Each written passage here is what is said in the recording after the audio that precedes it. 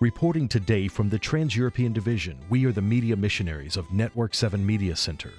In partnership with the Adventist Review, this is Mission Sonlight. Today, our travels take us to the rolling green landscape of Ireland as it meets the urban sprawl in the capital city. Dublin, Ireland is situated on the central eastern coast of the island nation. This modern urban center was originally established as a Viking settlement. The metropolitan population, from the city center to the nearby countryside, adds up to nearly 2 million people, though the city itself is barely 500,000. Traditionally, Dubs, as locals refer to themselves, have been Caucasians with generations of history in and near this city. The Seventh-day Adventist Church is a relatively new addition to the culture. The Irish Mission comprises of approximately 1,000 members, covers both the Republic of Ireland and Northern Ireland. It's been in existence since approximately early 1900s. And at the moment, I feel that we find ourselves in a very exciting and dynamic time. And I feel that as a church, the Seventh-day Adventist Church, can offer an answer and an alternative to what the Christian message is all about and what it can do for people today. Dubliners have not been immune to recent geopolitical changes throughout the world.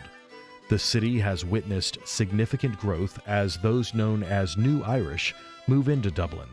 The New Irish sprawl is expanding opportunities for this extreme Western European country and for the work of the Adventist Church as well. The Adventist Church in Dublin, it's a mixed church. We have a few Irish in our church, but most of the people that worship with us are New Irish and have moved from various different countries across the world.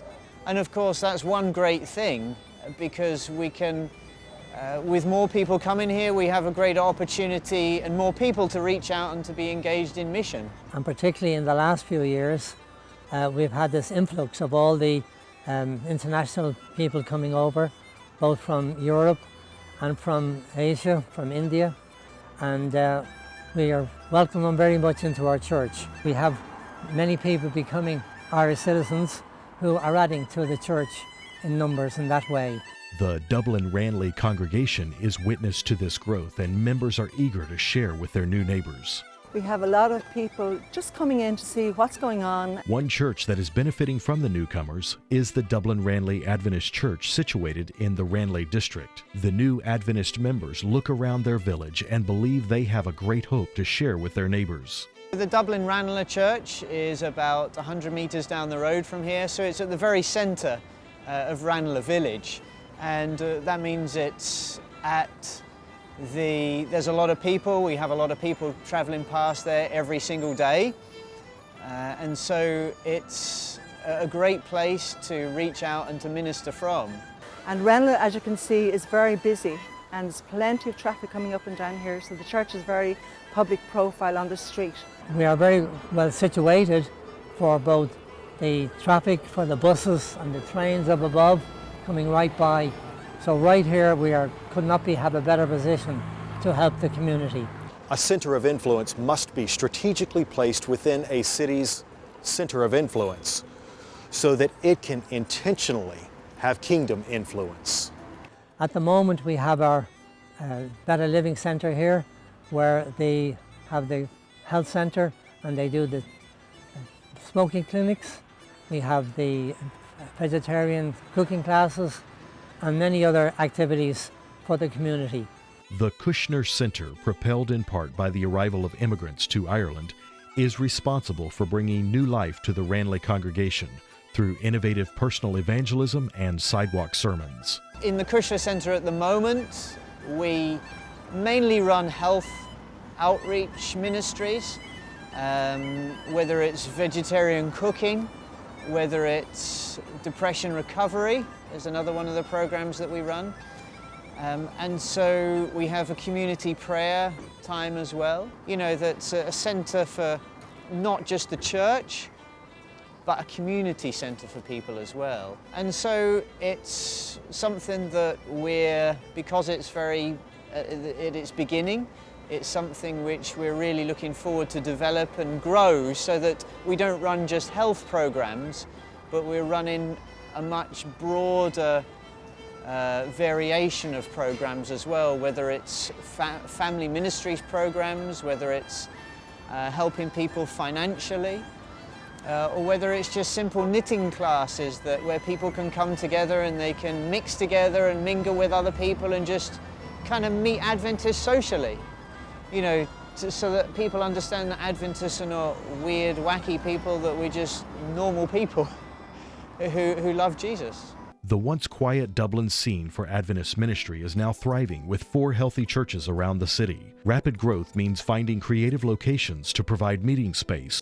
One of the church groups meets here at the Ann Solis Center.